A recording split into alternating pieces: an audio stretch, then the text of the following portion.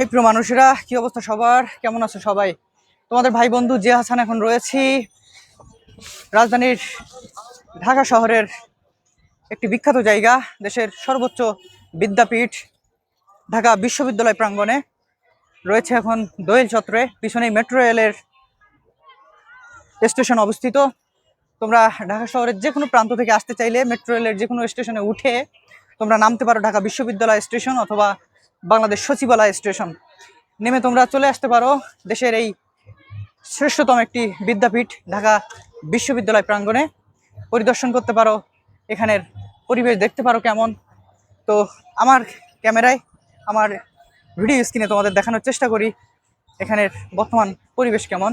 তো যেহেতু আজকে নববর্ষ, আমি বাংলা পহেলা বৈশাখ উপলক্ষে ঘুরতে বাইরে হয়েছিলাম, তো এদিকেও আসলাম। তো তোমাদের দেখাই, আজকে ভিড় থাকবে বেশি সম্ভবত, যেহেতু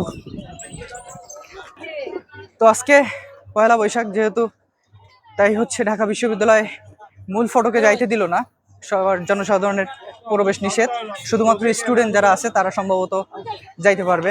তো এই যে এইভাবে দেখাই, পিছনেই ঢাকা বিশ্ববিদ্যালয় যে মূল ফটক সেটি অবস্থিত। আমি এখন রয়েছি দোয়েল চত্বরে। এখানে প্রশাসনের মানুষজন কড়া নিরাপত্তা দিচ্ছেন। আজকে বাংলা নববর্ষের প্রথম দিন, সারা ঢাকা শহর উদযাপনে মেতে উঠেছে, মানুষজন ভরে গিয়েছে। কোনো একদিন দেখানোর চেষ্টা করব ঢাকা বিশ্ববিদ্যালয়ের মূল ফটক, মূল সাইডের থেকে। তো দেখতে পাচ্ছ নববর্ষের উদযাপন উপলক্ষে আমার পিছনে কত দেশের সংস্কৃতি, সকল বিষয়বস্তু কিন্তু এখানে ওঠানো হয়েছে।